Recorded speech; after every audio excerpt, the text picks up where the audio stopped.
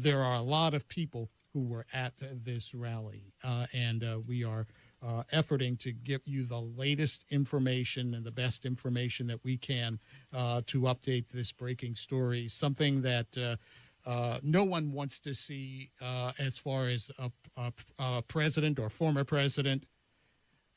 And this is breaking news from the 93 WIBC Mobile News Center. Good evening, Indianapolis. My name is Ethan Hatcher from Saturday Night on The Circle. Ordinarily, we would be having a lovely conversation about all the ridiculous things that have happened in news over the last week. However, we, of course, have just come off of an hour-long coverage from Fox News of the startling assassination attempt against Donald Trump in Butler, Pennsylvania. The shooter is dead. That has been confirmed, as well as one rally attendee. This is a monumental moment in U.S. history. It is certainly a turning point in the election season and what has already been a horrible campaign cycle.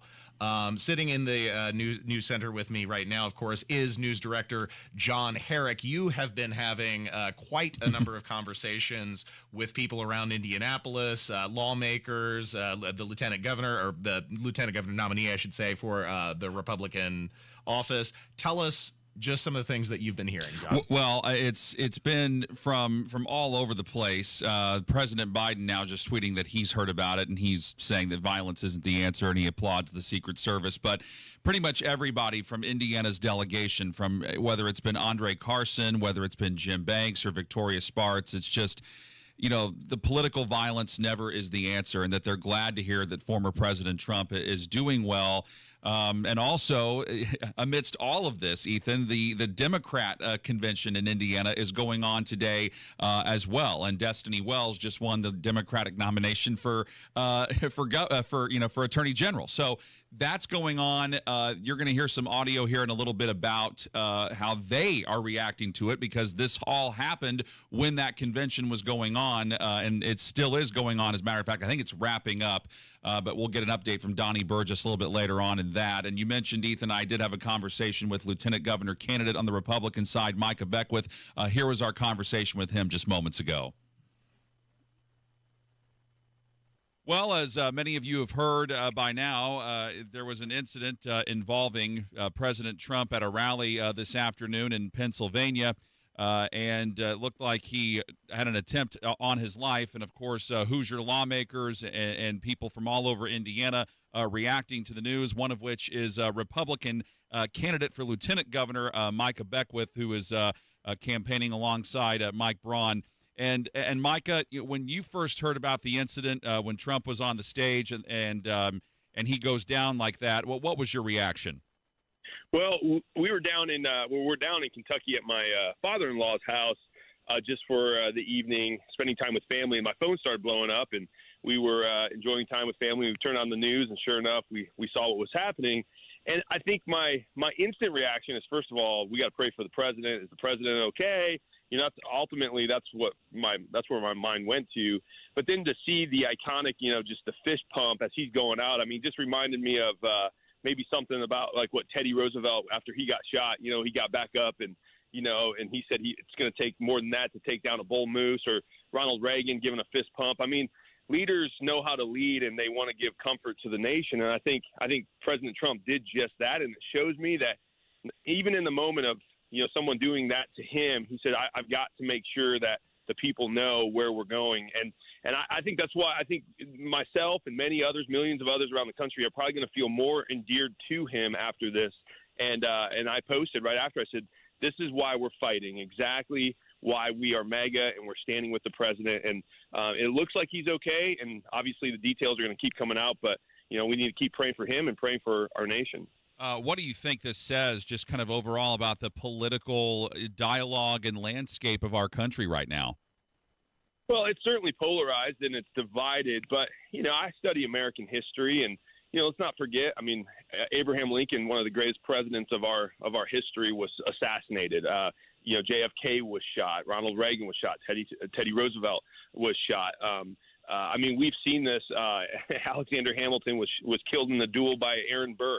I mean, this goes throughout the course of our history. We have battled for freedom. Freedom is a very costly thing, and we fight for it on the foreign stage, but we also have to fight for it on the domestic stage. And I think this is just something to remember. It's we live in the greatest nation in the world, but it's not going to come easy. It's not going to come lightly, and that's why America is such a great nation. But it is. We are divided, and I think we have to remember what Jesus said: pray for those who persecute you, pray for your enemies. I think if we had more of that in our culture, we wouldn't see this. But unfortunately, it's very easy to throw punches instead of turn the other cheek. Have you heard from any of your other, colleagues or people in politics or people around there since this has happened when they heard about it? Yes, got my phone's been blowing up. I think I've got about 50 unread text messages right now still. But the general sentiment is we're fighting. We're not backing down. We're standing with the president. Praise God, it seems like he's okay. But I've been getting text messages and calls from people who are in office or people who are, activists, people who have been fighting for good legislation. So everyone in between, and just grassroots conservatives, grassroots Republicans have been reaching out, and it's pretty much the same across the board. We're fired up now more than ever. Let's get out there and win in November, and let's take our country back. All right. He is Lieutenant Governor candidate on the Republican side, Micah Beckwith, alongside Mike Braun. And Micah, we appreciate you taking the time on a Saturday. We appreciate it. Hey, thanks, John. Appreciate you guys.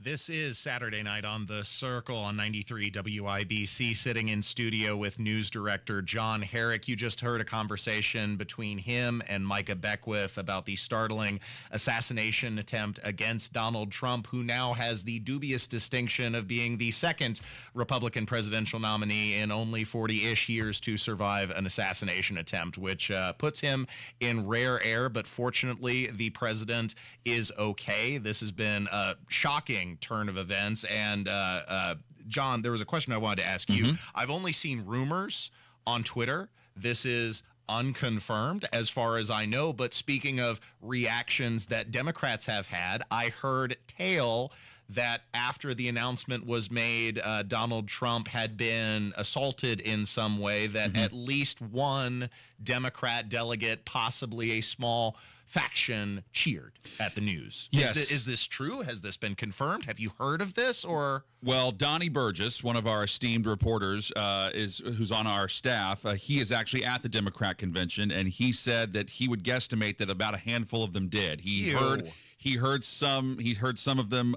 cheer. He was able to send me video of what that announcement sounded like. I don't think you'll be able to hear it real well in the video, but he did say that he heard a few of them cheer when the announcement was made. But here was some of that audio from earlier today when the announcement first happened about President Trump's incident. President Trump and an assault on him in Butler, Pennsylvania. Oh, you heard it. Please take the time to read whatever you use for your own volition to get information, because at best it is now sketchy. But I also ask that you remember more than ever, this is why we are involved in the democratic process, to vote and to protect the rights of people to vote. So I hope that out of all of this, beside prayers for our nation, that we will realize that violence has no place in American politics,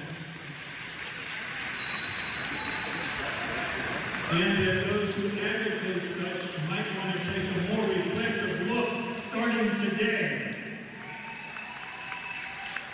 So then the cheers kind of come back in once he says violence has no place for American politics. And but I'm you're glad right. most of the room cheered when he said that, because that should be the mood. But the fact anyone wooed, you heard it clear as day, when they announced that Trump had been assaulted is absolutely disgusting. I think everybody here on the station, of course, has oceans of disagreements with President Biden, but no one wishes him physical harm, and no one should wish your political adversary in America physical harm. Defeat them at the ballot box. Yeah, and then, of course, to your point, one of the men who has been a vocal critic of Donald Trump's all the time has been Andre Carson. And so, Andre Carson, of course, serves Indiana's 7th congressional district, but even he came out about an hour ago and said political violence is never the answer.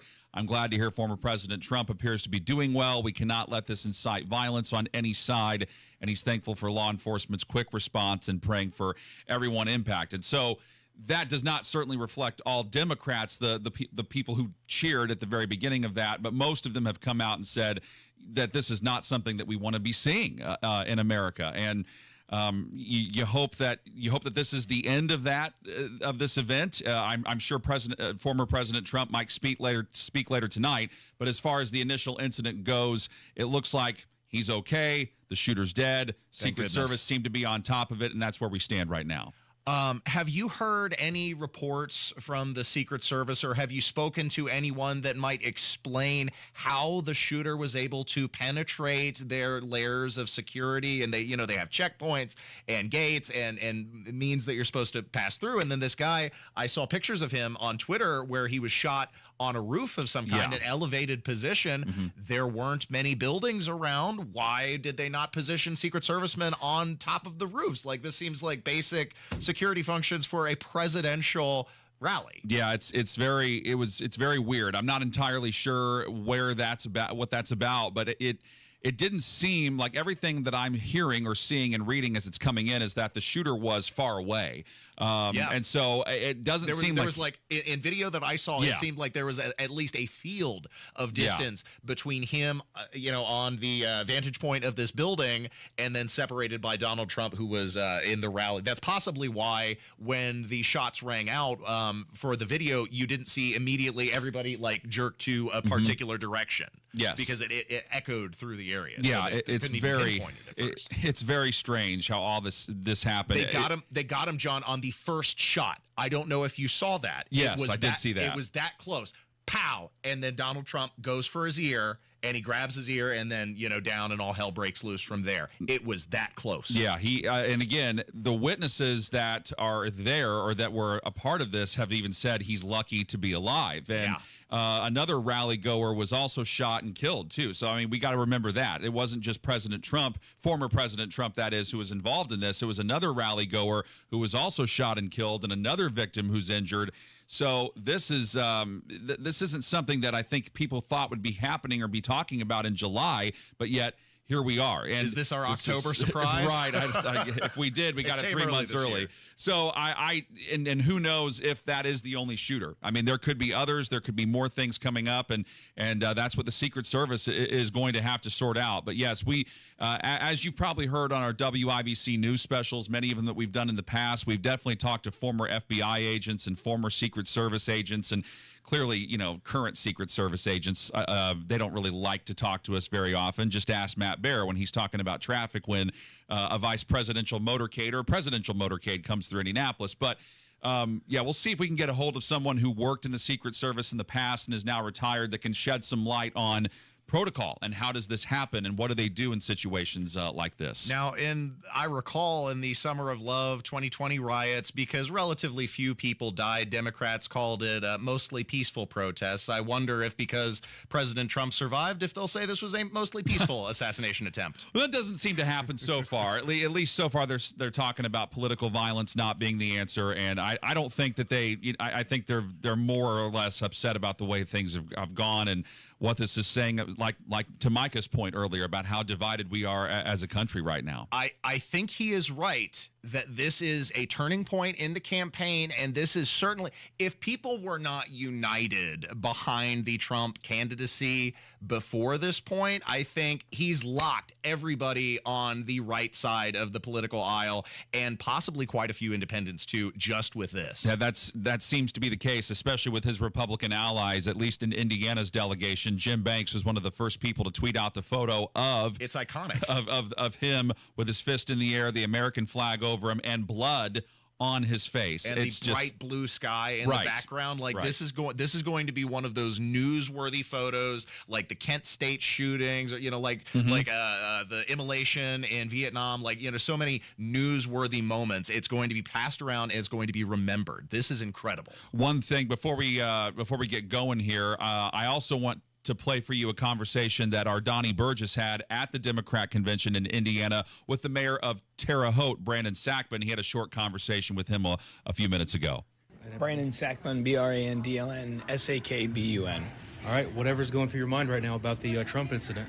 Yeah, so, political violence is always unacceptable.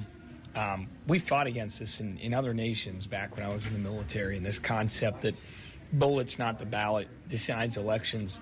Unfortunately, to be truthful, the last 10 years, we watched several Americans lose their lives January 6th in similar incidents. We're now watching a presidential candidate be shot at. This isn't a right or a left argument. This is a wrong argument. I strongly denounce all political violence, as do many of my fellow Democratic mayors and Republican mayors, because this is wrong. All right, so that was a brief remark there from the mayor of Terre Haute, Brandon Sackman. And we're just getting started here. I'm sure we're going to have more Indiana reaction as we go on, but I think we're going to send it back to Fox here in a little bit, because they're going to have more to talk about on the network level, and we might hear from President Trump later this evening. We've also heard. We're still finding out so much information. Right. I mean, this just happened. Moment by moment, more things are being learned. Yes, and shared. Yes. So we're gonna send it back to Fox News and let them take it from here for a little bit. And if anything else is pertinent on a local level, Ethan and I will break in and certainly have more for you throughout this evening as we continue to monitor this apparent assassination attempt on former President Trump in Pennsylvania. You're listening to 93 WIBC. Before we get to Election Day, there are a couple of pit stops along the way. The first in Milwaukee at the Republican National Convention. Trump campaign picked for the vice presidential nomination. I'd love to do it during the convention. Then, Chicago. Joe Biden is talking tough. Challenge me at the convention. Defections growing by the day. Listen for live nightly coverage beginning Monday at 7 on your 2024 election information station, 93 WIBC. Hi, it's Steve Mann. Have you heard the commercials for the Mark Patrick Stop Smoking seminars? And they said only $49.99 and it could work for you. So I thought, that's not even a week's worth of smoking. So I went. And guess what? It did work for me. My friends and family are still amazed. I quit smoking. I didn't have cravings, anxiety, or weight gain. Listen, I don't know how it works, but I know it works because I'm living proof, and it's 100% guaranteed. So what do you got to lose? I'll tell you what you got to lose. A very bad habit. Join Mark Patrick seminars and stop smoking without cravings, irritability, or weight gain. Early bird special only $49.99 guaranteed. Don't just cut down, but stop smoking once and for all or your money back. Seminar 8 p.m. on Thursday, July 25th at the Holiday Inn Indianapolis Airport in Indianapolis, or 2 p.m. on Saturday, July 27th at the Holiday Inn Express and Suites Indianapolis Northeast in Noblesville. Registration 30 minutes before seminar. Sign up at markpatrickseminars.com. That's markpatrickseminars.com. It's hot out there, and if you're tired of paying high utility bills every month because your home AC keeps running, it's because your windows aren't energy efficient. If yours are builder grade and over 8 years old, the seals are likely broken and air is leaking out, and you're paying the price in high utility bills all year long. Window Nation's high-quality windows are built to last a lifetime. Right now, for every 2 windows you buy, you'll get 2 windows free. There's no limit on how much you could save. Plus, you could save even more with 0 down and no interest or payments for 24 months. And Window Nation's windows come with a lifetime warranty and can be installed in 1 day or less. They were even recently ranked highest on Forbes' list of best window installation companies in America. Stop paying more than you have to. Schedule a fast in-home estimate right now at 866-90-NATION or go to windownation.com. If your wedding anniversary is approaching, that means a visit to Barrington Jewels in Clearwater Crossing. You must see the truly one-of-a-kind creations at Barrington. You'll find exquisite and unique anniversary bands at great prices and with special financing available. Save time and effort and shop Barrington Jewels first. Consider upgrading her diamond, a truly special way to show your love. Plus, Swiss and German brand sport watches. Don't wait. Get to Barrington Jewels today. And remember, you haven't seen a diamond until you've seen a Barrington diamond. The doctor's office that accidentally mixed up your files has your social security number. The power company that mistakenly cut your service has your payment info. And the hotel that lost your reservation has your passport number. You need LifeLock because your personal info is in endless places that can expose you to identity thieves. LifeLock monitors hundreds of millions of data points every second. If your identity is stolen, we'll fix it, guaranteed or your money back. Save up to 40% with promo code NEWS at LifeLock.com. Terms apply. Hey, y'all, I'm Blake Shelton. Being from Oklahoma, I know a thing or two about natural disasters. Tornadoes are common where I'm from and have affected my life and the lives of people I care about. No matter where you live, be aware of the dangers in your area and have a plan.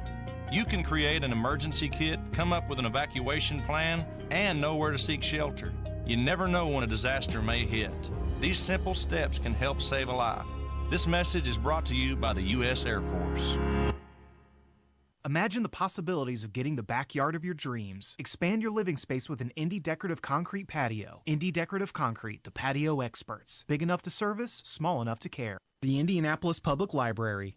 More than just books. Visit your local branch today. You're listening to continuing live coverage of breaking news from the 93 WIBC Mobile News Center.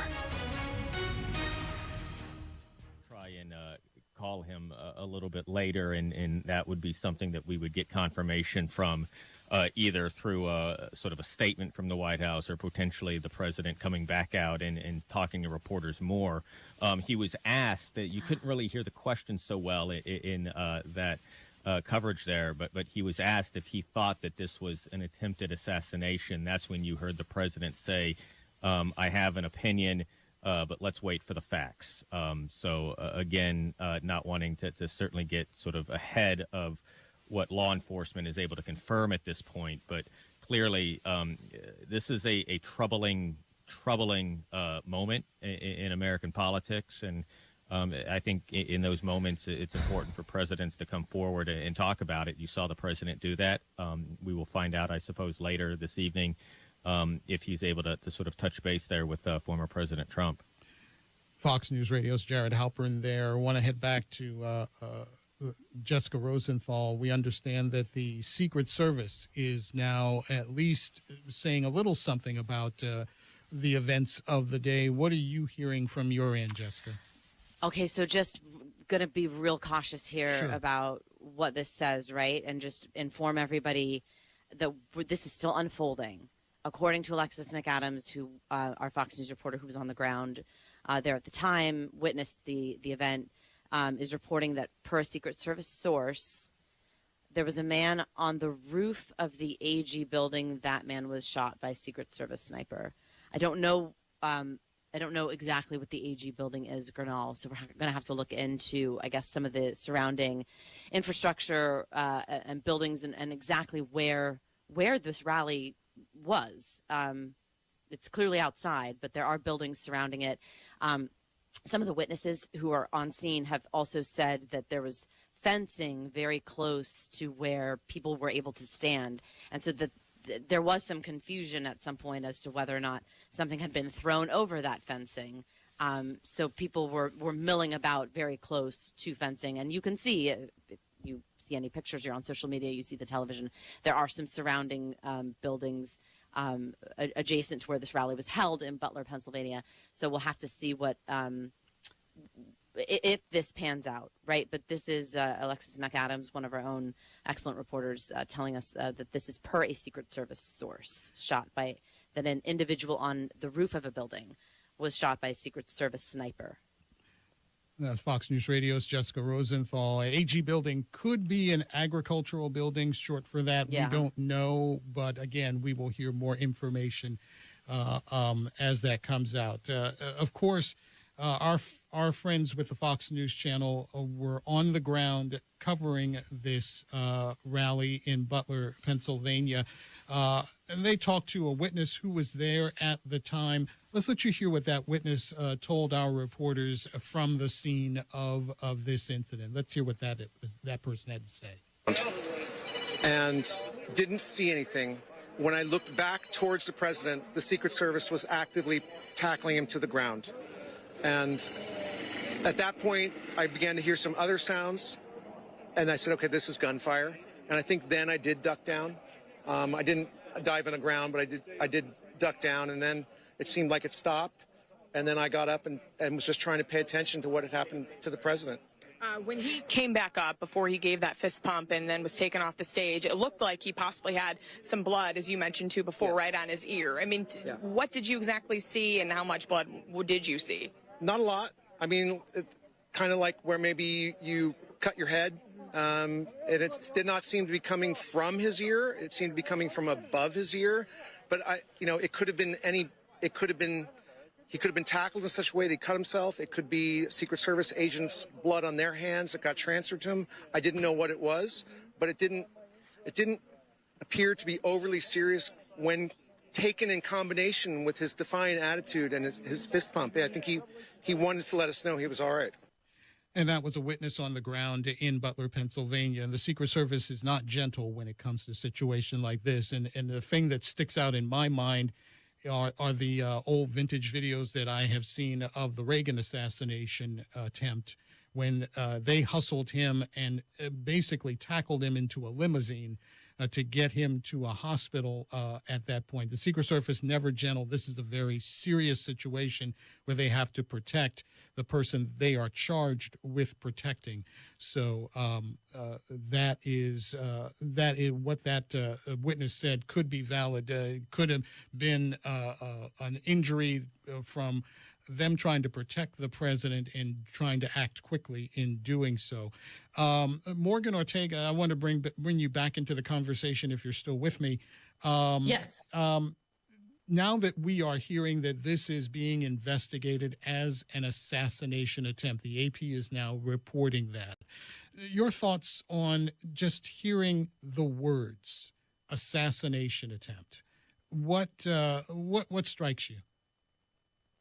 It's so shocking. Like I said, you go back to Reagan, you go back to JFK, you go back to RFK, and the Secret Service, unfortunately, they only, they have to be right every single time, right? It's the enemies of this country that have it easier in the sense that they don't have the luxury that the Secret Service, not the luxury, excuse me. The Secret Service doesn't have the luxury that the enemies do. They have to be right every single time. What concerns me as somebody, I haven't done a ton of domestic national security work. The bulk of my national security and foreign policy experience has been overseas, has been in counterintelligence, working on China, Iran, other things like that, counterterrorism work. And, what I immediately go to is, okay, these type of holes that we saw, obviously, in the security labs today, what are our enemies learning from it? What are terrorists learning from it? We know that we have 10 million people who cross this border illegally. We know, according to DHS and FBI, that there are people on the terror watch list, hundreds of them, who've crossed the border that we know of. The FBI director, listen, the FBI director really has been warning about this. I think that he thought it would come from foreign terrorists rather than domestic terrorists, but we saw domestic terrorism today. We saw an assassination attempt of the former president and current nominee, and someone who was, ahead of the polls. And so, again, my concern is whoever did this today, we don't know who it was. My concern is there are terror groups out there. There are enemies of this country that are far more sophisticated, that learned about security lapses today. And we have a ton of luck and God's grace that the former president wasn't harmed. Absolutely. Very well said there. I want to go to Fox News Radio's Eben Brown, who's down in Florida. And Eben, I understand you have a statement now from someone who ran for the Republican nomination for president, Vivek Ramaswamy. You have some words from him. Yes, Mr. Ramaswamy has put out a statement. It's a bit lengthy. I'll just give you some of the quick notes here. A quote to him: "We believe the fact that President Trump is safe right now is nothing short of an act of God. My heart tells me God intervened not just for Trump, but for our nation. Regardless of who you vote for, let's unite around the truth." Truth, the word is in capitals. That what happened today is unacceptable now and forever. I suspect we'll start seeing more from other candidates, other people who have either been on the side of the former president or who have been in opposition to him. There was a short tweet from both Governor Ron DeSantis and his wife, Casey DeSantis, here in Florida, expressing concern and gratitude that it wasn't worse. And I suspect you'll see more of these as the night goes on. There's still a lot of partisan rancor out there, I'm going to say. You know, just by searching for a lot of these comments, you do end up getting the comments of the so-called social media peanut gallery. And we shouldn't necessarily take all of them as to be indicative of true public sentiment, but they can be pretty harsh. But just for instance, on the X app, formerly known as Twitter, the trending topics are pretty heinous. I'm not going to repeat them here. There are some pretty nasty things being said that are being said by enough people that it's triggering that algorithm on X. And so when people, our leaders, and even leaders of foreign nations, as Jared mentioned earlier, the president of Finland, who are noticing that our rhetoric has become so darn toxic, here we are on a Saturday night talking about how a former president, still politically active and potentially president again in such a historic moment, was almost killed. This could have been a very different story. You're right, Eben. Had something else happen. Let's just put it that way. We are in breaking news coverage of what has happened earlier today. If you are just joining us, Gernal Scott, Fox News Radio, along with a host of reporters, Eben Brown in Florida, Jessica Rosenthal in North Carolina, and Jared Halpern in Washington, D.C. We are bringing you our breaking news coverage of what has happened in Butler, Pennsylvania earlier today.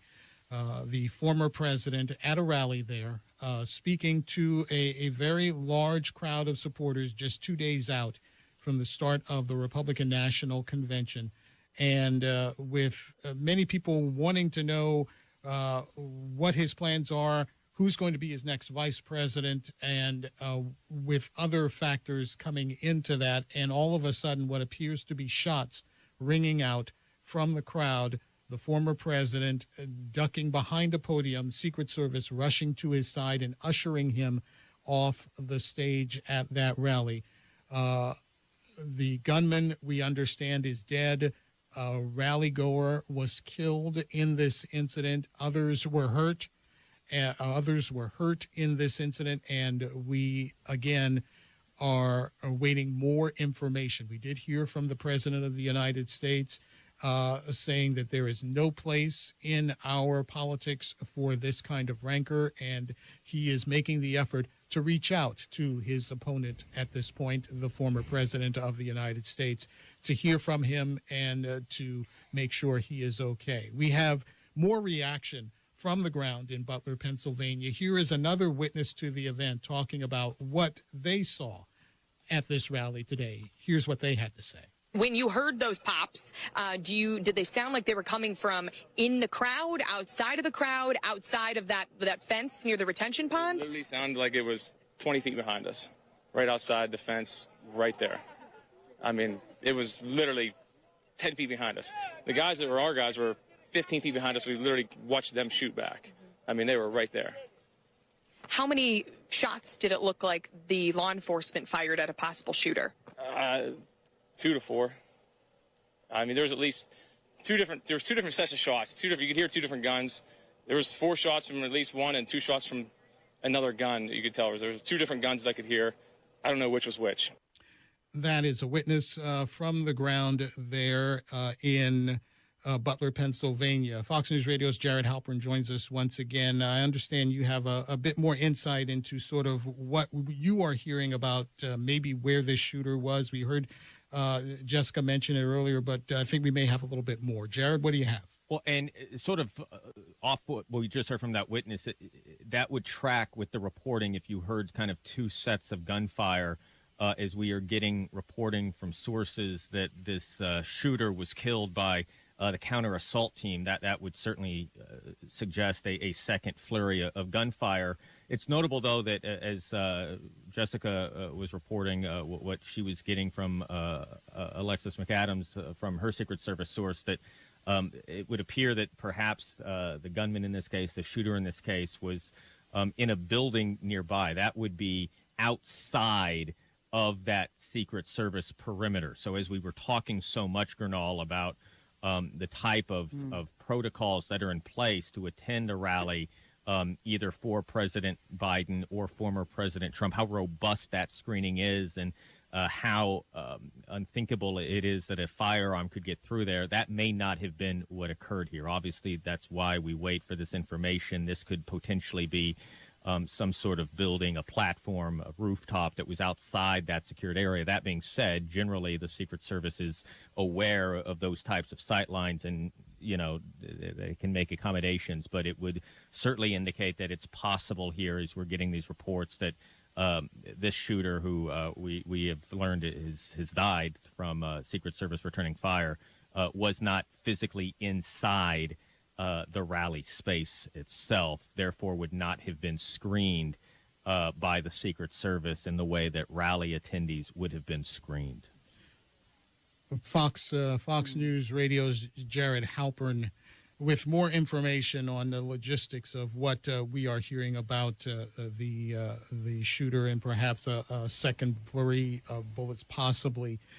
We are waiting for any kind of information from the Secret Service, local police forces on the ground that work with the Secret Service to secure such events. We don't know a whole lot specifically about what has happened and what they know, but if that happens in the next few minutes, we will bring you what we know about that. We did hear earlier from the President of the United States. He is in Rehoboth Beach, Delaware, and he did come before cameras to talk about what happened and his reaction and thoughts about it. Let you hear once again what the President of the United States had to say about what happened. I plan on talking to them shortly, I hope, when I get back to the telephone. Look, there's no place in America for this kind of violence. It's sick. It's sick. It's one of the reasons why we have to unite this country. We cannot allow for this to be happening. We cannot be like this. We cannot condone this. And I want to thank the Secret Service and all the agencies, including the state agencies, that have been engaged in making sure that people and we have more detail to come relative to other people maybe injured in the audience. I don't have all that detail. We'll make that available to you. I may be able to come back a little later tonight, but we'll put out a statement if I'm not able to if it's not convenient for you all. But the bottom line is that the Trump rally was a rally that he should have been able to be conducted peacefully without any problem. But the idea that there's political violence or violence in America like this is just unheard of. It's just not appropriate. And everybody must condemn it. Everybody. I'll keep you informed, and if I am able to speak to Donald, I'll let you know that as well. But so far, it appears he's doing well, number one. Number two, that they're thoroughly investigating what happened to anyone else in the audience. We have some reports, but not final reports. And every agency in the federal government, I'm going back to my phone to speak with the federal agencies that are being put together again to give me an updated briefing. Has anything happened? They learned any more in the last couple hours. So thank you very much, and I hope I get to speak to them tonight, and I'll get back to you if I do. Okay? Mr. President, do you think this was an assassination attempt? I don't know enough to. I have an opinion, but I don't have any facts. So I want to make sure we have all the facts before I make any more comments. Thank you. And that was the President of the United States, Joe Biden, speaking at Rehoboth Beach, Delaware. I want to go back down to Florida. And Eben Brown, who is with us, you have a couple of things for us. And let's start with the former Attorney General, Bill Barr. He had something to say about what has happened today, sir. Former Attorney General Bill Barr, who, again, worked for the former president and has not been on good terms with him since January 6th, by the way. But this is his quote to Fox News Digital and our colleague Brooks Singman. The Democrats have to stop their grossly irresponsible talk about Trump being an existential threat to democracy. He is not. That's a pretty declarative statement, I think, from the former Attorney General. Considering the political climate over the past 3-4 years now. I do want to bring up one other thing here, yes, coming in from another one of our Fox News colleagues, that the shooter is dead and an AR-style rifle was recovered at the scene. That's all we know so far. AR style simply means it is a rifle that is a semi-automatic rifle. It's modular in its design. It is not, I'm going to say this very clearly, it is not an automatic fire weapon. It is not a machine gun. It is a single shot firing gun, firearm, that shoots once per trigger pull. And I before this gets out of, before the people begin talking about anything about having to do with firearms, I want to remind people that an AR-style firearm rifle is not an automatic fire weapon. Thank you for that clarification. I think that is something that a lot of people confuse when you talk about such weapons in that context. So, Eben, thank you very much for that. Let's reset a little bit here as we have talked about what has happened in Butler, Pennsylvania. The former president of the United States, Donald Trump, is reported to be doing well. He is fine.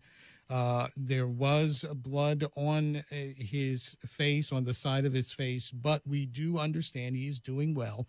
And it may still at this point be at a medical facility. We have not gotten an update on whether he has left that facility yet. But as we have told you what has happened, shots apparently fired at a rally he was speaking at earlier today there in Pennsylvania. He was ushered off the stage by Secret Service agents, and now an investigation is underway with Secret Service. The President of the United States, in his statement, say he has a team he has put together to get all the facts that he can about what has gone on. But again, the President say there is no place in our politics for such rhetoric. He had the opportunity to paraphrase what the President said. He had every opportunity to hold a rally where he should have been safe to say whatever he wanted to say as part of his effort to become the next president of the United States. And there was no place for this kind of violence to happen at this rally. So we are continuing to bring in all the information that we can as this breaking and developing story continues to play out. Morgan Ortega, I want to bring you back in if you are still with me. I am, yes, sir. And thank you for being here once again on this very, very harrowing day. The image, I think many people will remember, and I'm seeing part of it on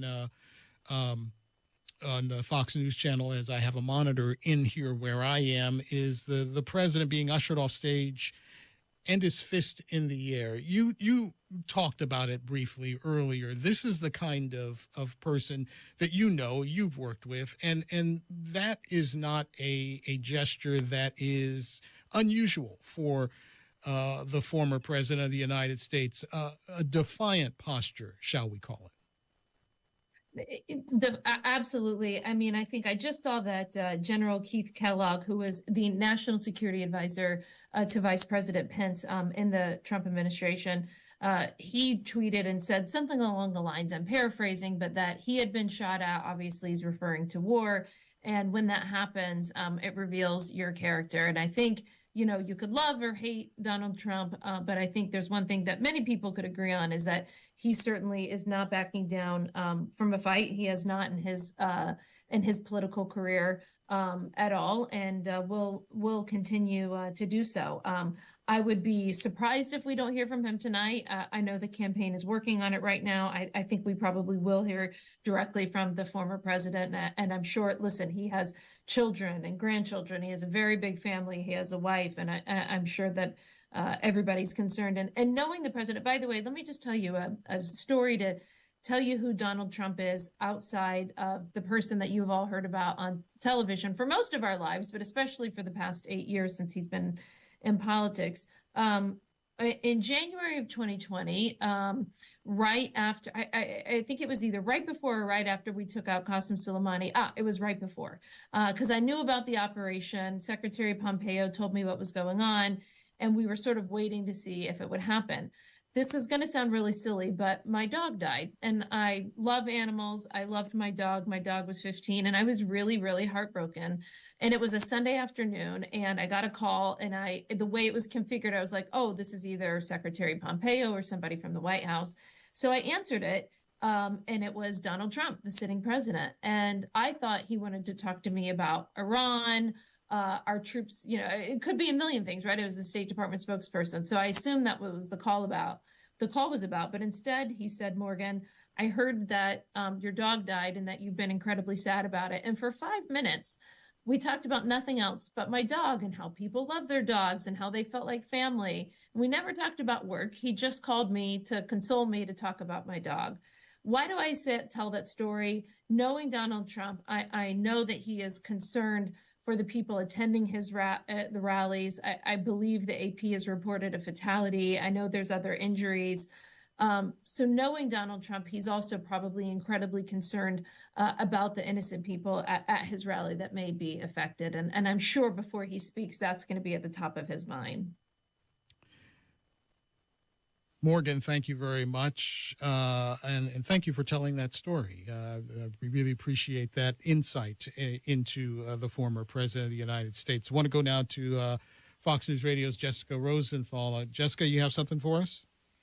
I do. We are actually hearing from former President Trump himself a little bit about what Morgan was saying, actually. He writes on Truth Social, I want to thank the United States Secret Service and all of law enforcement for the rapid response on the shooting that just took place in Butler, Pennsylvania. Most importantly, I want to extend my condolences to the family of the person at the rally who was killed and also to the family of another person that was badly injured. It is incredible that such an act can take place in our country. Nothing is known at this time about the shooter, who is now dead. I was shot with a bullet that pierced the upper right part of my right ear. That pierced the upper part of my right ear. I knew immediately that something was wrong in that I heard a whizzing sound, shots, and immediately felt the bullet ripping through my skin. Much bleeding took place, so I realized then what was happening. God bless America, the last part in all caps, ! So we had been hearing, Gernal, I think as you had reported or you'd heard as well, that it was possible that that a bullet had actually hit the teleprompter and that a shard from that is what hit the former president's ear or somewhere near his ear. He is now saying himself in his own social media post that he was in fact shot with a bullet that pierced the upper part of his right ear. I don't know if we'll hear more from him in person. I imagine we will. I think the next question, Gernal, right, is he going to the convention tomorrow, Tuesday? I mean, what exactly are the plans to accept the nomination? How does this change anything? Does this change anything?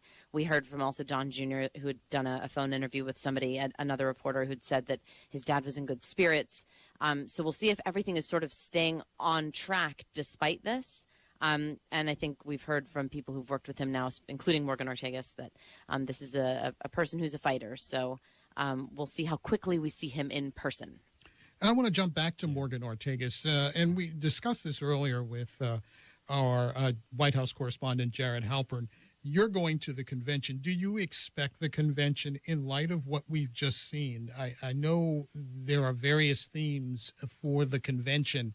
And the Tuesday night theme is to make America safe once again.